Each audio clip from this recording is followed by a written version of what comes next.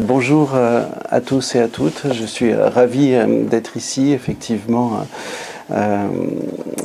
parce que on a effectivement travaillé ensemble, Pierre-Jean, depuis quelques années, parce que cette question me tient à cœur et parce que les échanges internationaux m'ont été d'une grande utilité. Peut-être parce qu'il y a quelquefois de bonnes idées à prendre chez nos voisins et nos amis, mais quelquefois aussi parce que la comparaison internationale nous fait réfléchir sur nos propres systèmes.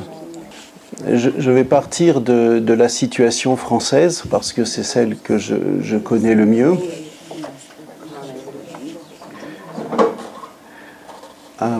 En donnant quelques exemples, et ma présentation sera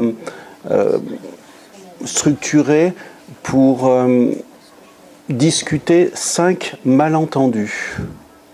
Juste avant, quelques chiffres au niveau de la France. C'est une Ulysse école qu'ils ont visitée hier. Ulysse école, Ulysse collège, IME et externe. Hier, vous avez visité une Ulysse école. Vous voyez ici l'augmentation des effectifs. Elle ne paraît pas très importante, mais elle est réelle, compte tenu de l'échelle. Les Ulysses en collège, vous avez visité aussi. Ce qui est très intéressant de voir ici, c'est que en 2005, quand la loi sur la société inclusive a été votée, il y avait 70 000 enfants à peu près dans les établissements spécialisés ségrégatifs.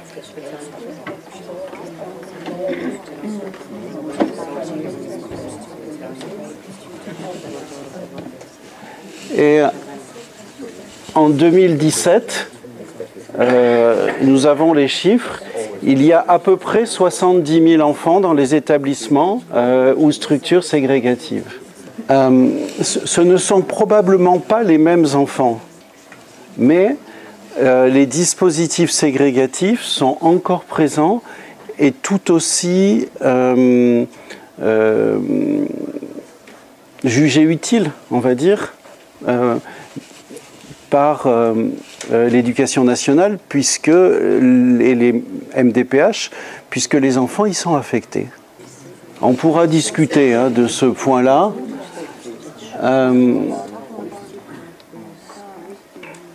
Ce matin, j'aimerais discuter de ça avec vous. Pas sûr que j'ai le temps.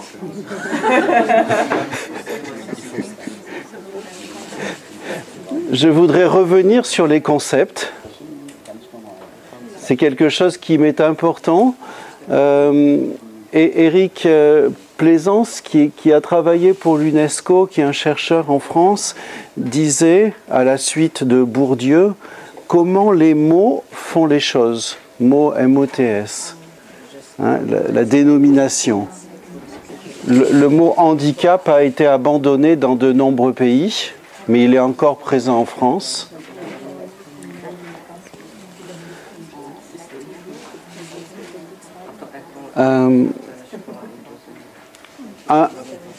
Un autre malentendu, c'est que l'école inclusive, elle fait baisser le niveau des classes. Si on accueille des élèves plus faibles, la classe va être plus faible et on va faire baisser le niveau. Suite à la commande de M. Favre, la suite de la présentation sera sur le travail collectif et les métiers. J'ai mis un point sur quel métier pour l'école inclusive. je fais l'hypothèse que l'école ne peut pas seule résoudre les questions qui lui sont posées. Je pose la question de faire son métier dans l'école inclusive.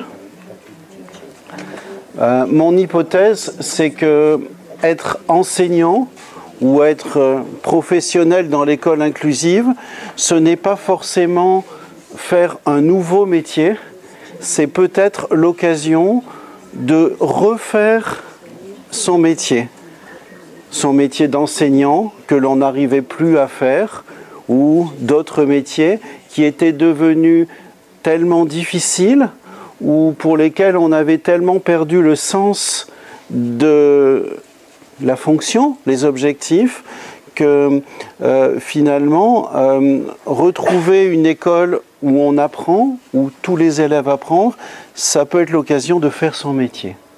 Je donnerai des exemples sur la façon dont la France trouve des réponses collectives, puisque si on ne peut pas le faire tout seul, si on doit le faire collectivement, il faut pouvoir trouver collectivement des réponses.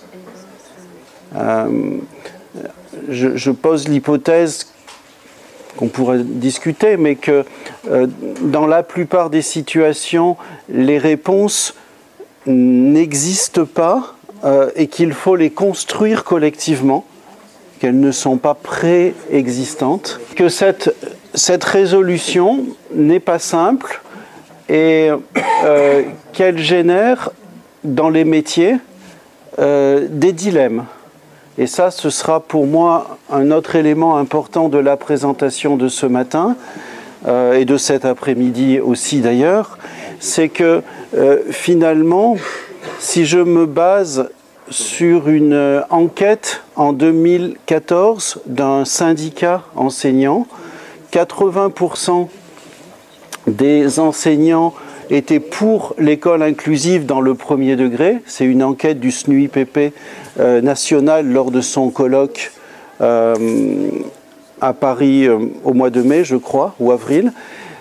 Et 80% des enseignants ne savent pas mettre en place l'école inclusive. Mon hypothèse, c'est que s'il y avait juste des problèmes, je pense que les enseignants sont suffisamment bien formés un peu partout dans le monde pour pouvoir les résoudre. En fait, il n'y a pas que des problèmes, il y a des formes d'injonctions paradoxales, de dilemmes. Pierre-Jean me demandait aussi d'intervenir sur la question des corps d'inspection.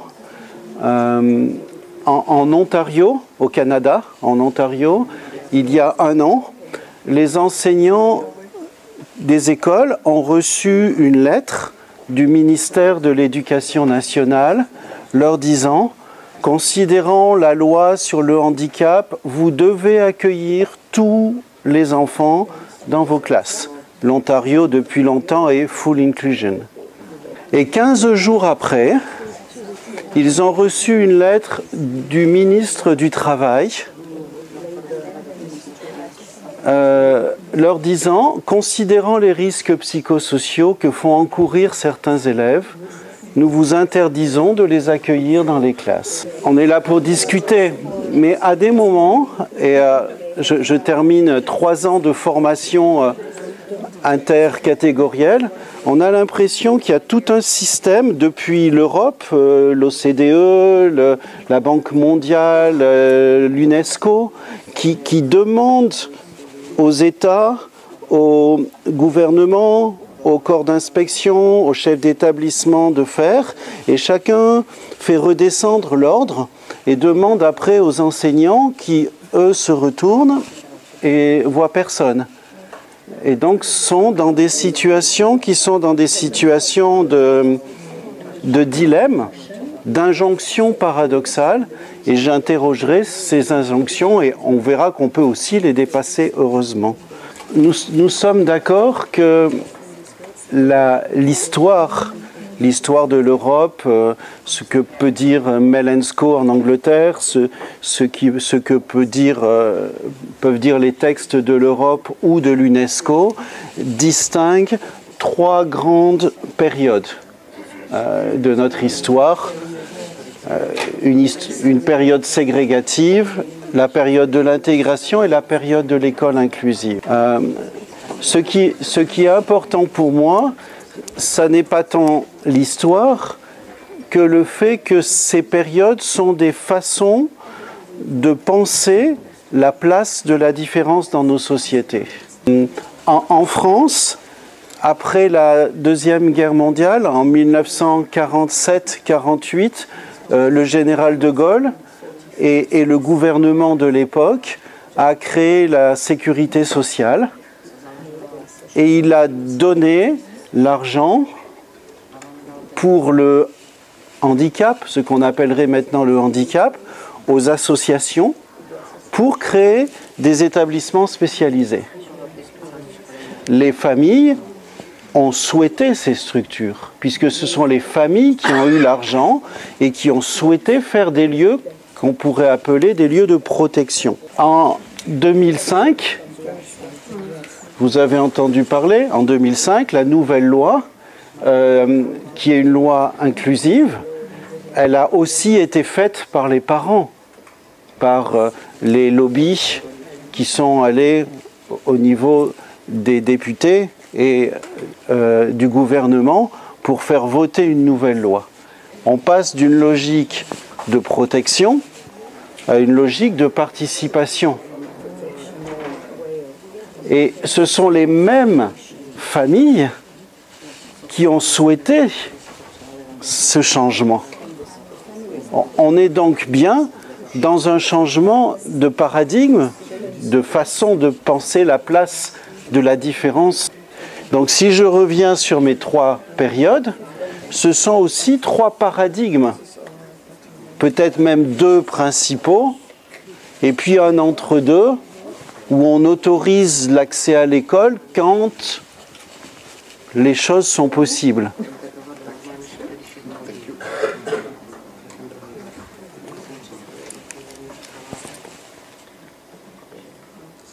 Le paradigme de l'école inclusive, en France, on est tout juste en train de le comprendre.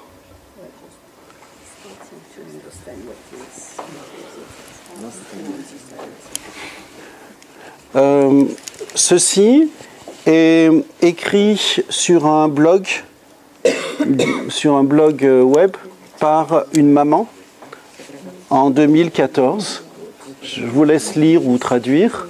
On voit bien en fait la difficulté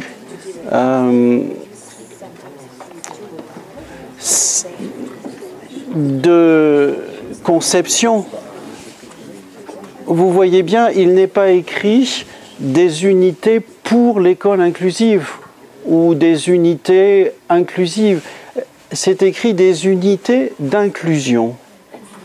Et je pense, ce sera mon premier malentendu, qu'en France, pour ne pas dire ailleurs, l'école inclusive est souvent limitée à l'inclusion, c'est-à-dire à la scolarisation dans la classe ordinaire, dans la classe de référence.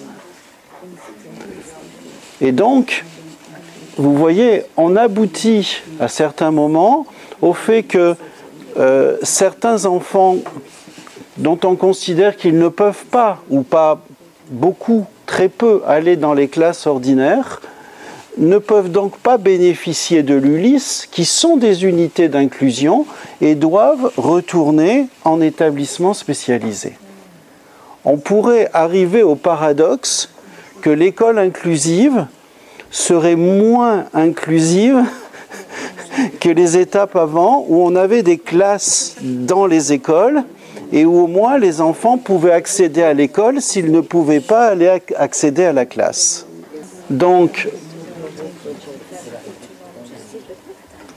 je pense qu'il faut qu'on arrive, en termes de formation et de mise en place de l'école inclusive a bien pensé que l'inclusion, ce n'est pas l'école inclusive, et que l'inclusion, ça pourrait relever d'une sorte d'intégration poussée. C'est-à-dire que finalement, dans cet écart énorme qu'on a entre les enfants et l'école, on force des enfants qui ne sont pas prêts à aller à l'école à aller dans l'école. Mais le chemin de l'école vers ces enfants n'est pas fait. Alors, avec quelques collègues, on a tenté une définition. Et dans cette définition, ce qui est important, c'est qu'il y a bien sûr des adaptations pédagogiques de la classe pour faire l'école inclusive, mais aussi des adaptations structurelles et organisationnelles. Vous allez voir une unité autisme, c'est ça où vous êtes allé? Oui, on y va demain matin. Alors demain matin, vous allez voir une unité pour les enfants avec autisme. On voit bien que certains enfants ne peuvent pas être tout le temps dans la classe ordinaire, qu'ils ont besoin de lieux de protection, que peut-être même la récréation est quelque chose de difficile et qu'il va falloir bâtir des structures dans les écoles. Donc il y a à agir au niveau structurel et organisationnel.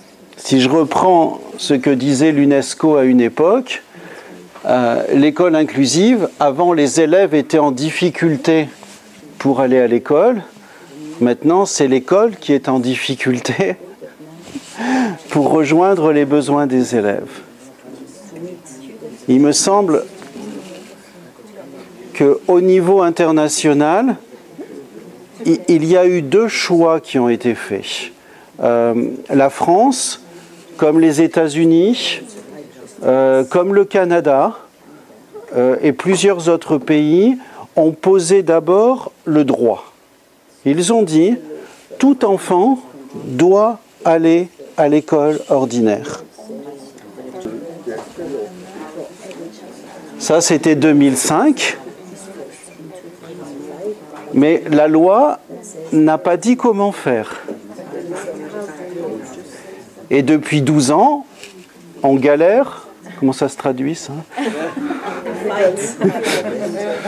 Voilà, on se débat.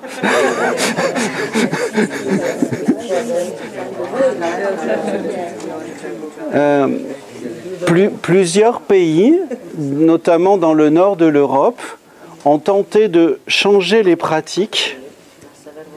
Et quand ils ont réussi à avoir des écoles plus inclusives, ils ont fait bouger la loi, ce qui était moins violent pour des structures scolaires.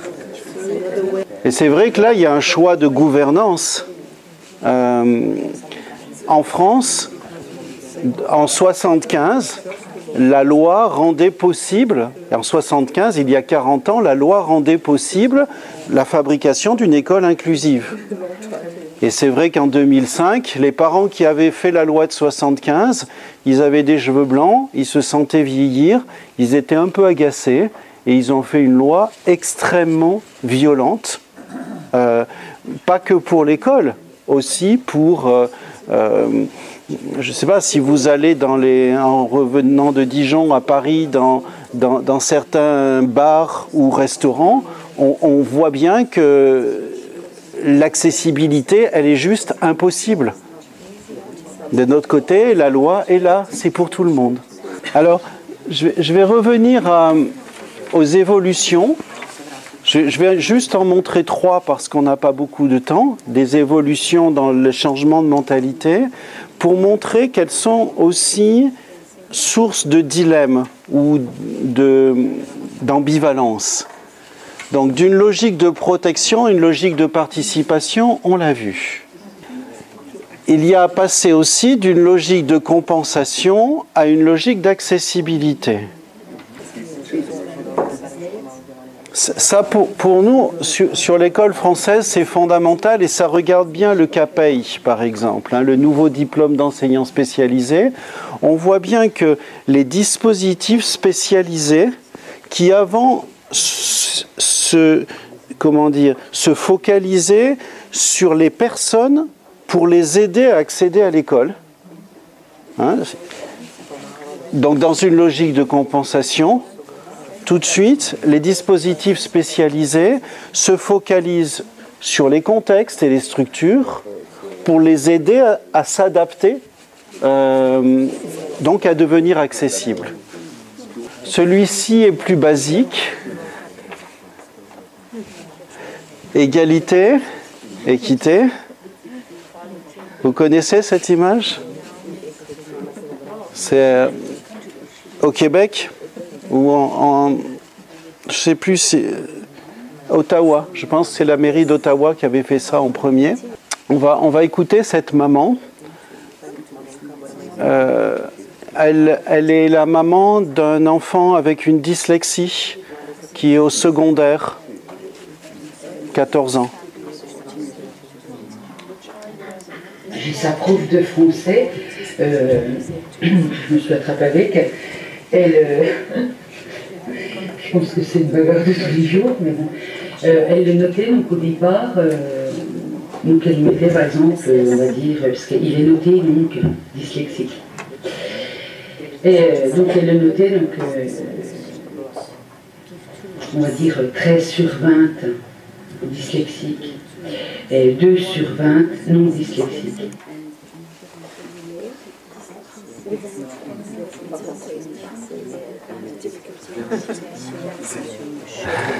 Ça trouble, hein. La maman dit que son enfant, en français, comme il est dyslexique, il est noté 2 fois. Sur sa copie, il a 2 notes. 13, dyslexique, on se calme.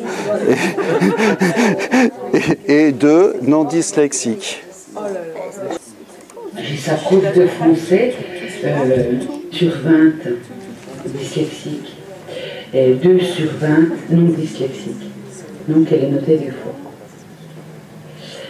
Alors il arrivait à me dire, voir, tu te rends compte que si j'étais pas dyslexique, j'aurais 2 sur 20. Voilà. Et donc j'avais pris rendez-vous dans les collègues en lui disant, attendez, j'entends souvent les professeurs dire on a trop de travail, on est débordé le soir quand on rentre à la maison, on a l'école, je lui dis, je vous comprends, mais je lui dis là, vous prenez quand même plus de temps à corriger la copie de mon fils, sachant que vous êtes à chaque fois à noter 2 fois.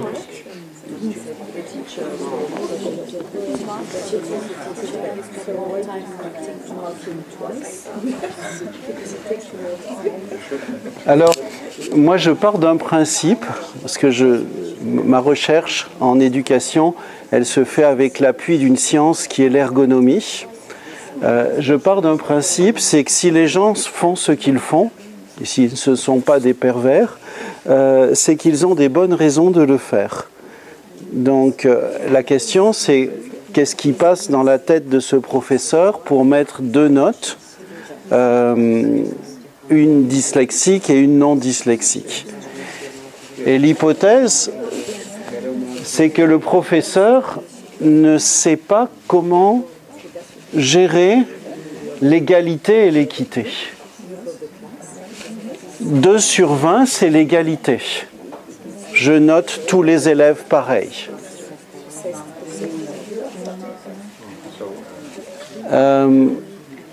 13 sur 20, c'est l'équité.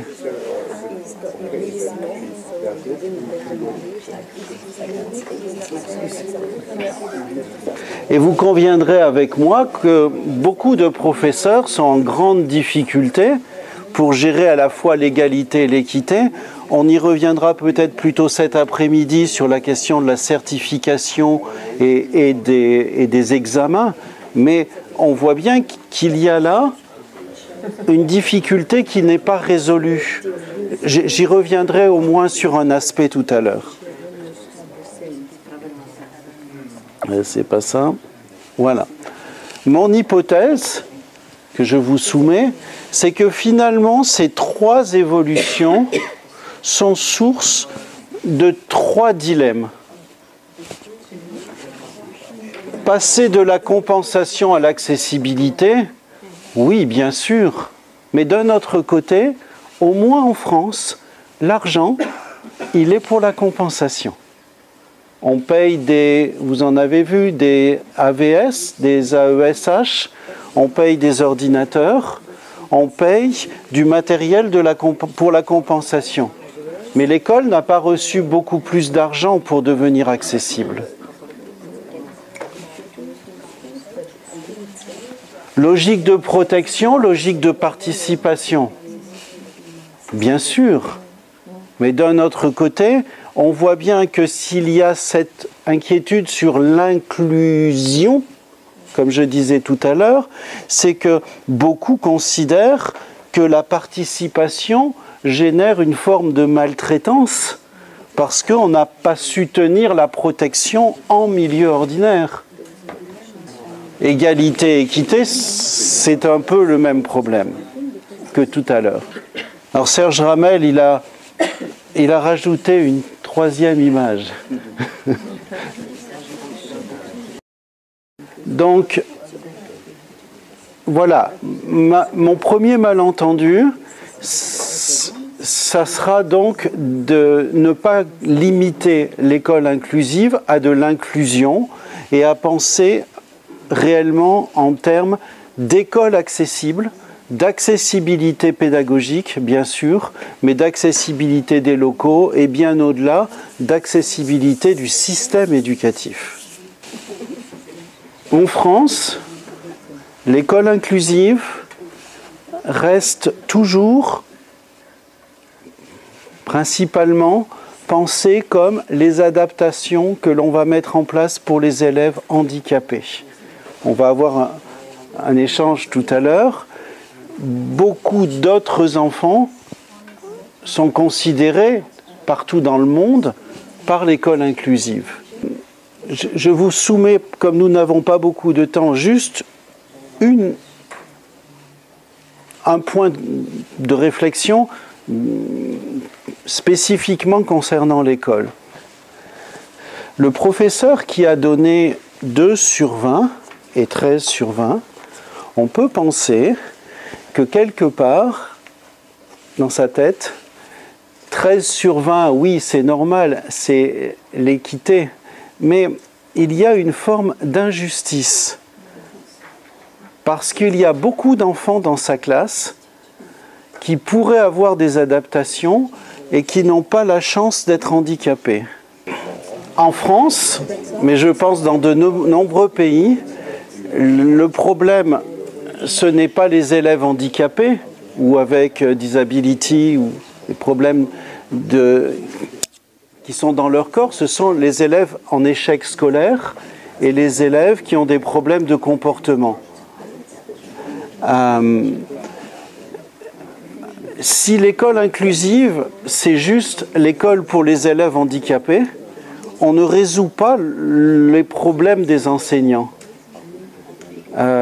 C'est pour ça que je trouve que le concept de besoin éducatif particulier, qui a été développé par le Warnock Report en Angleterre à la fin des années 70, est un concept très important. Dans mon laboratoire à Clermont-Ferrand, il y a Roland Guagou qui travaille, qui est spécialiste de la lecture. Et quand il travaille avec d'autres collègues, y compris les équipes de Grenoble sur la dyslexie, il me dit, tu sais, un enfant qui a une dyslexie et un enfant qui a des grandes difficultés du fait de sa culture, de son origine sociale, du fait d'être non francophone, on l'aide pareil à l'école. Ça veut dire que finalement, on peut imaginer que les adaptations que l'on va mettre en place peuvent être des adaptations qui, bien au-delà du handicap, peuvent concerner tous les élèves. Et là, ça commence à devenir extrêmement intéressant pour tous les enseignants parce qu'on peut trouver donc des réponses non pas à des catégories d'enfants, mais à des difficultés que les enseignants et les élèves rencontrent dans leur classe. J'ai un troisième malentendu. Pour moi, un malentendu, c'est quelque chose qu'il faut dépasser, sinon dans les écoles et dans les classes, ça n'avancera pas. Une autre enseignante, ça c'est extrait d'un site web que nous avons fait avec l'Institut français d'éducation. Non, tu fais déjà 2 fois. Là, tu vas vouloir calculer quoi? On est toujours là, hein? On est toujours là. Décomposer, autrement, vous ne mettez pas de sens. Là, tu veux calculer quoi? 2 fois? Alors, on peut voir cette vidéo. La classe est arrêtée. Parce que Ilan, il comprend pas. Voilà, donc ça c'est la situation quand même où en fait je suis seule avec l'élève quoi. Enfin, ils sont sympas, hein, les autres, parce que ils sont assez respectueux hein, les uns des autres. Mais c'est pareil, dans une autre classe, on ne pourrait pas, avec un public un petit peu plus agité, un peu moins scolaire, je ne pourrais pas prendre autant de temps, ou je ne pourrais pas être obligée de brûler les étapes, un petit peu de dire un peu à la place, ou enfin, bon déjà je n'interviens, j'essaye de... Mais je ne crois pas que je puisse ralentir plus, parce qu'après en fait je perds la classe. Et je crois que c'est exactement ça. Peut-être beaucoup dans la salle sont des enseignants spécialisés et voient bien ce à quoi ça réfère quand on aide, quand on met en inclusion des enfants différents dans l'école. Les enseignants, cette dame n'est pas nocive, elle nous a donné son droit d'image, elle nous aide à comprendre en rendant publiques ses difficultés. Et sa difficulté, c'est la difficulté de la plupart des enseignants dans le monde. C'est que plus ou moins, tout le monde doit avancer à la même vitesse dans la classe. Et donc, si un enfant est plus faible, il retarde tout le monde.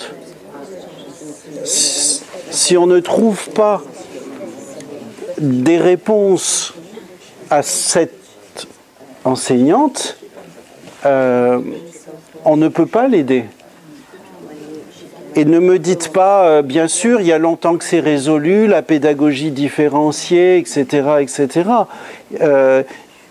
On est dans un contexte où il faut trouver des réponses pour Catherine, dans une situation où elle ne va pas pouvoir repartir très longtemps en formation, sauf erreur.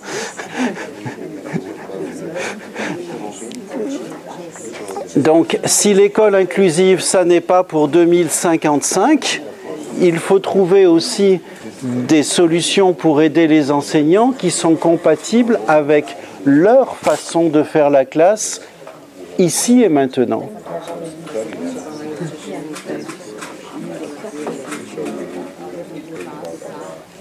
C'est vrai en France, c'est vrai en Suisse, c'est vrai dans les pays que je connais, dans énormément de pays d'Afrique et de pays émergents.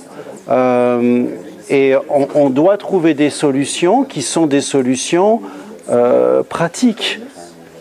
Je suis quelquefois effaré de voir que l'Europe préconise, par exemple en Afrique, la mise en place d'une approche par compétence.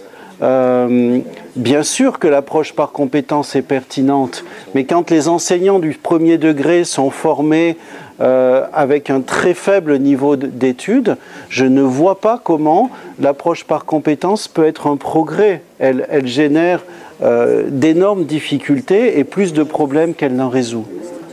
Alors, la quatrième difficulté, le quatrième malentendu,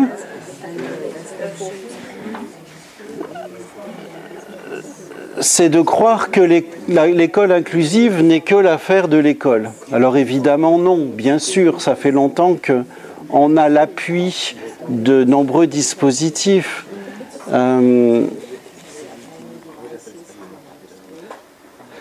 J'ai fait quelques diapositives en facile à lire et à comprendre. Avant, le monde était simple. On avait le choix entre l'école ordinaire ou les structures spécialisées.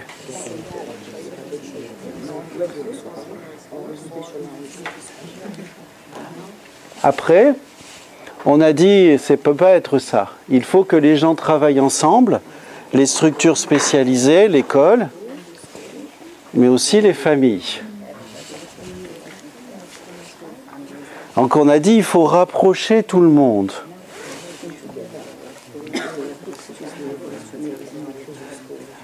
En Italie, on a décidé, comme dans beaucoup de pays un peu actifs, de supprimer les structures spécialisées et de mettre les moyens dans l'école. En France, on a décidé de conserver toutes les structures. Je m'excuse auprès des collègues spécialistes, le tableau est ancien, depuis il y a beaucoup plus de structures.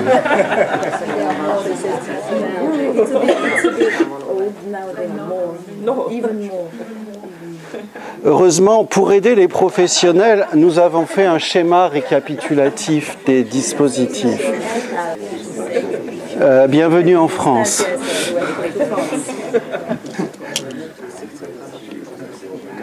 Ceci étant, je disais à Pierre-Jean, si on arrive vraiment à développer une expertise, à avoir des professionnels qui connaissent bien notre bazar, et qu'on n'est plus dans une logique de placement, c'est-à-dire de savoir où doit aller l'enfant, mais qu'au contraire, chacune de ces ressources est une aide potentielle au service de l'école inclusive. En d'autres termes, que tous les dispositifs spécialisés soient bien des dispositifs, c'est-à-dire des structures au service de l'école. Ça peut commencer à devenir sérieusement intéressant. On voit bien que nous, en Auvergne, on a des zones très rurales. Dans le Cantal, dans la Haute-Loire, autour de Clermont-Ferrand. J'imagine qu'autour de Dijon, ça doit être un peu la même chose.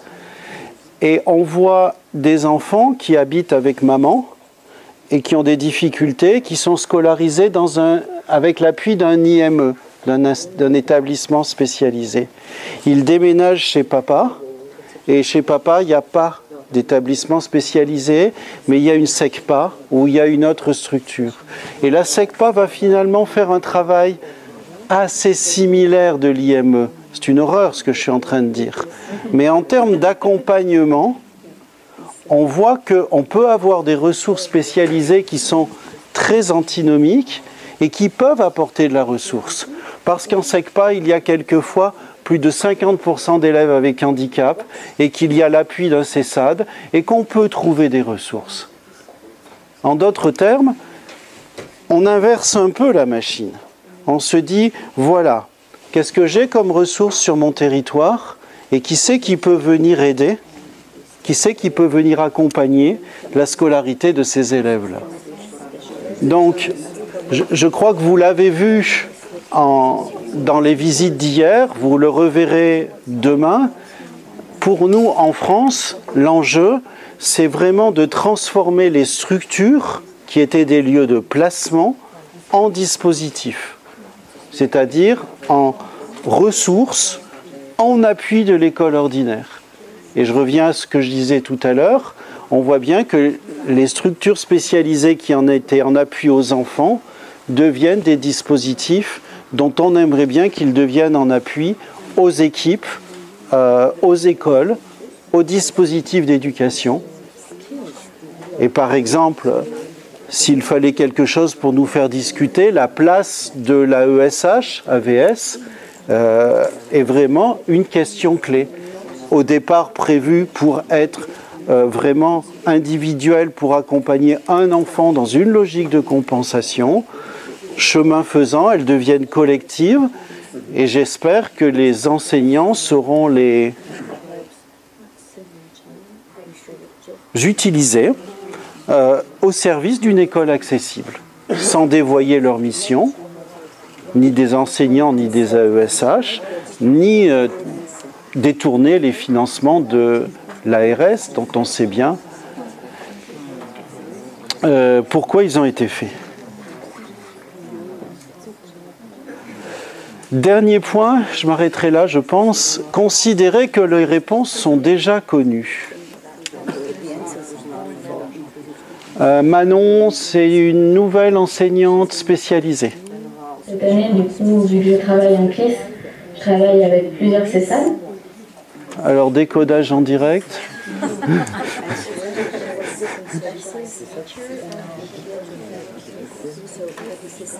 Ce qui est important de savoir, c'est qu'elle est dans une classe spéciale et elle va avoir l'aide d'un orthophoniste. Donc, comme disait ma collègue tout à l'heure, ça peut être un grand soutien psychologique, ça peut donner des pistes de travail. Ils connaissent mieux les élèves, ils les voient en individuel. Pardon.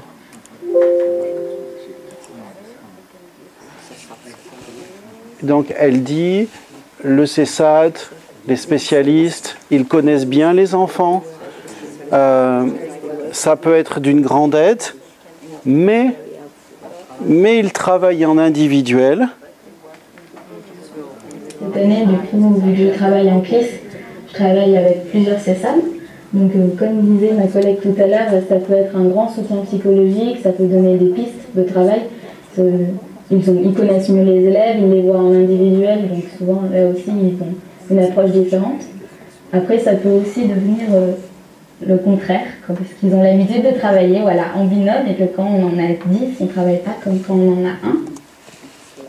L'aide des logopédistes et des enseignants spécialisés, des professionnels spécialisés, est une aide importante parce qu'ils connaissent bien les difficultés des enfants. Mais ils ne savent pas faire la classe. Les enseignants savent faire la classe, mais ils ne connaissent pas les difficultés des élèves. Et donc, c'est là où je dis les réponses ne sont pas connues, parce qu'en fait, il va falloir une confrontation pour que les besoins des élèves soient pris en compte, mais aussi les besoins des enseignants. Ça veut dire qu'on va sortir d'une logique très hiérarchique et descendante, où jusqu'à présent, le secteur médical donnait les informations à l'école. Moi, je suis logopédiste, je suis orthophoniste, je suis neuropsychologue et je vais te dire ce que tu dois faire avec cet enfant. La personne, elle connaît bien les limitations, mais elle ne sait pas faire la classe. Donc, l'idée, c'est qu'on mette en place un changement d'une logique d'expertise qui s'impose aux autres à une logique d'expertise au pluriel, où le point de vue de l'enseignant est aussi légitime que le point de vue des spécialistes. Et moi je dis aux enseignants, si vous sortez d'une réunion avec la boule au ventre, parce que ce que le médecin, le spécialiste vous a dit, vous n'êtes pas capable de le mettre en place dans votre classe, c'est que la négociation, elle n'a pas eu lieu. Et que votre travail, vous ne pourrez pas le faire. Ça veut dire que, pour moi, ce que je prône avec Corinne Mérini, avec qui je travaille en recherche depuis longtemps, c'est un partenariat. C'est où? Partenariat au sens d'une action commune négociée. Il y a nécessairement la négociation qui n'est pas du compromis, mais qui est la recherche d'une solution qui convient à tout le monde. Pour le moment, la négociation, au risque de la caricature, c'est la négociation de l'enfant. On partage l'enfant, 3 heures à l'école, 2 heures en orthophonie, 1 heure au psychologue, etc., etc. Là, il faut une négociation au service de la résolution d'un problème. Ça suppose qu'on a un problème à résoudre, et le problème, si je réfère à un autre spécialiste de l'école inclusive qui est Serge Ebersold, le problème, c'est le devenir de l'enfant. C'est faire en sorte que cet enfant, il ait un avenir dans la société et donc avant dans l'école. Je vais arrêter là tout de suite, je pourrais revenir sur plein de points, mais j'avais dit 3/4 d'heure que j'ai explosé largement. Pour enregistrer, d'accord. Oui, donc moi je suis directrice d'IME et j'ai eu avec les professeurs ici présents, nous avons eu le grand plaisir d'accueillir des personnes de la délégation hier. Alors, ça pourrait heurter vos propos, mais moi, ils ne me heurtent pas du tout, parce que je pense que c'est bien comme ça que le médico-social est en train d'évoluer, avec tout ce qui est décliné par la réponse accompagnée pour tous, notamment, et effectivement, les évolutions des structures spécialisées.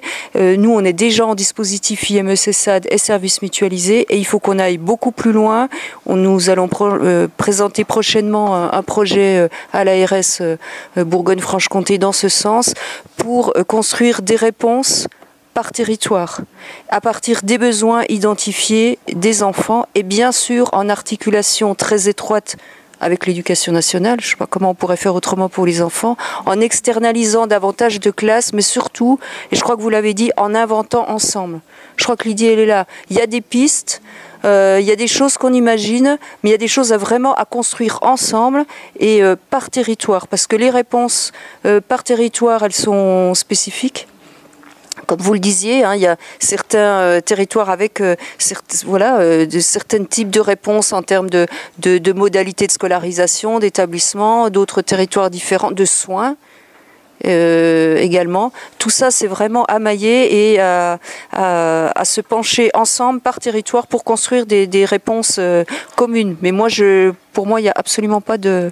Enfin, je suis très contente de ce que vous avez développé là, ça rejoint tout à fait les préoccupations qu'on peut avoir sur l'établissement, mais beaucoup plus largement sur comment améliorer effectivement l'inclusion, en être partie prenante peut-être par l'expertise qu'on peut partager, mais il ne s'agit pas de se rigidifier dans les établissements en disant nous on sait faire et enfin voilà.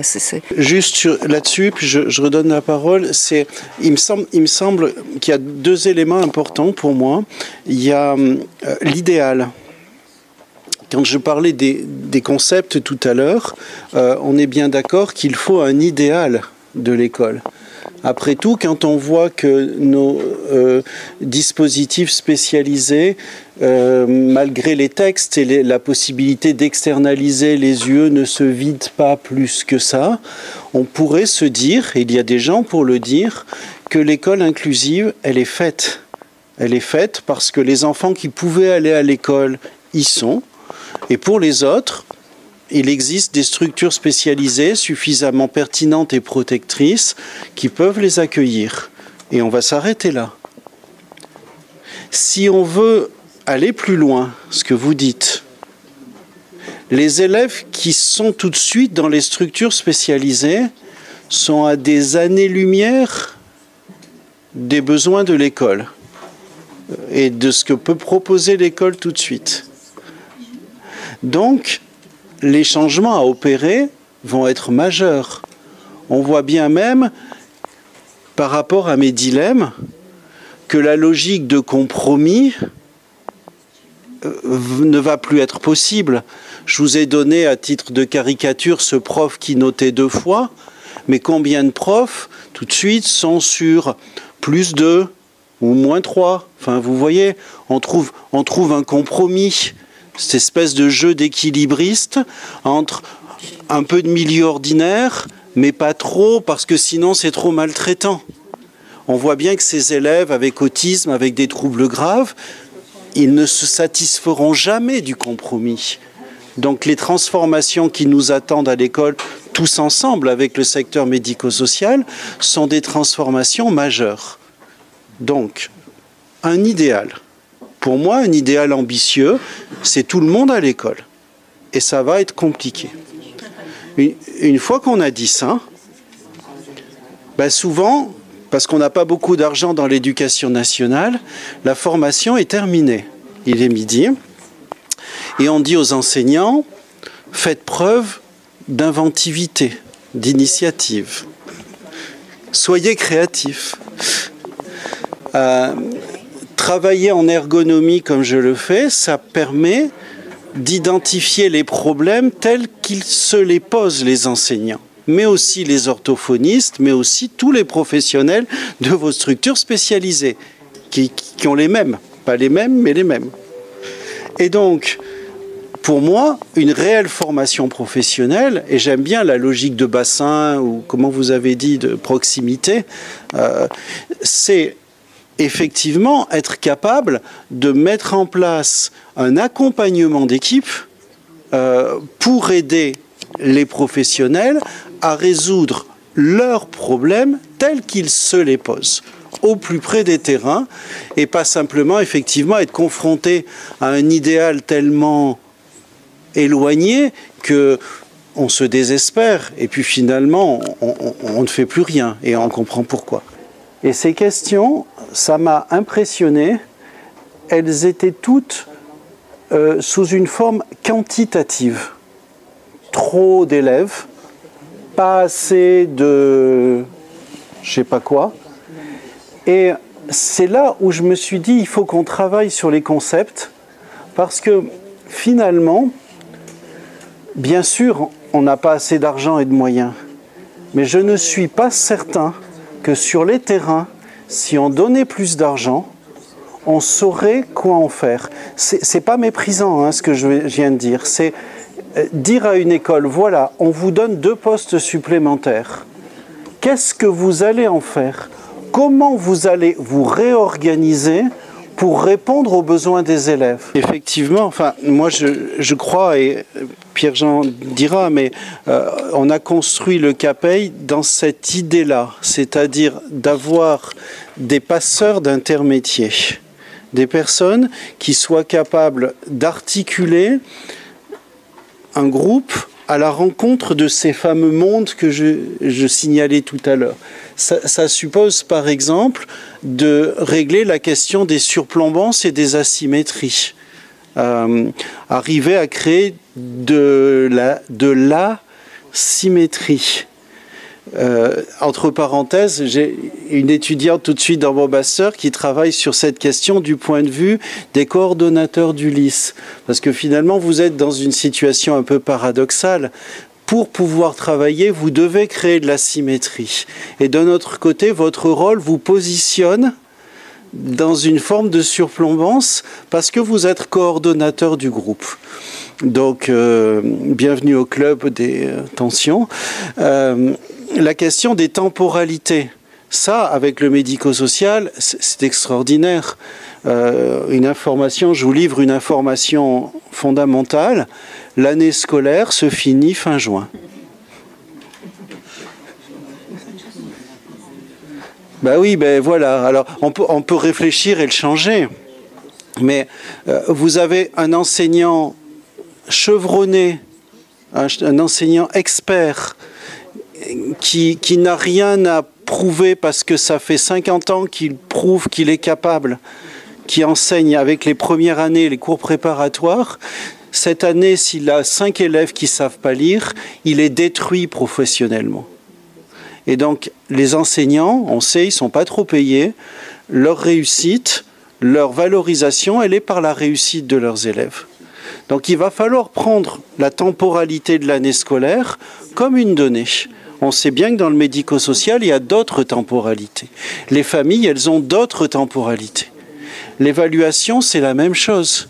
Comment certifier, etc. Donc effectivement, la rencontre des métiers, la rencontre des principes médico-social, la loi de 2002, l'intérêt supérieur de l'enfant à l'école, bien sûr l'intérêt supérieur de l'enfant, mais d'un autre côté, les normes scolaires, les principes qui font que l'école doit être la même sur l'ensemble du territoire, ce que l'école française réussit plutôt pas mal, puisque finalement, moi je ne verrais pas d'inconvénient à ce que mon fils soit scolarisé dans une toute petite école de campagne ou dans une école en plein centre-ville hautement prestigieuse à Paris, parce que j'ai rien pour me dire qu'il aura la meilleure école à un endroit ou à l'autre. Donc on a quand même réussi cette égalité territoriale.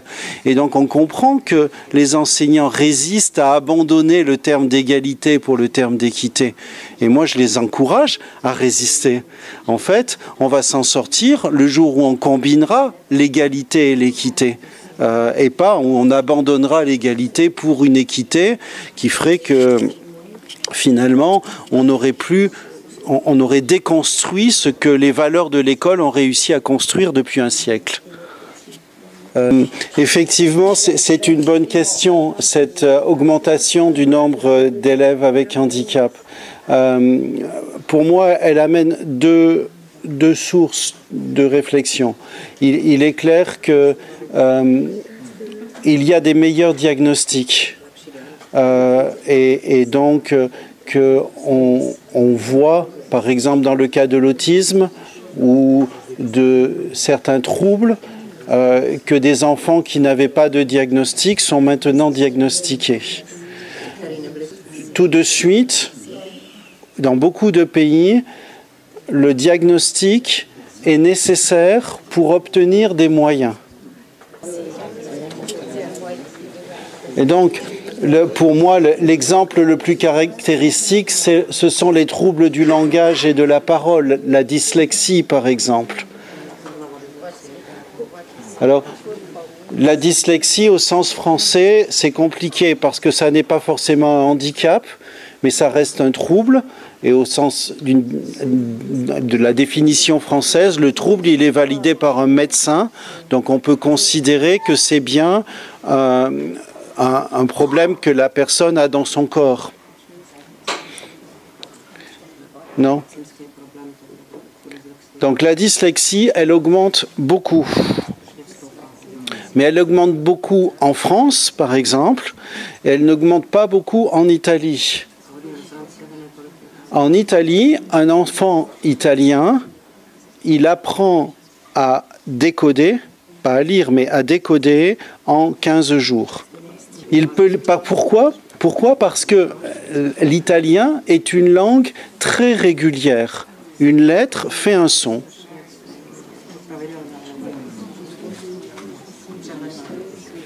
Et donc, il y a moins de difficultés dans la lecture.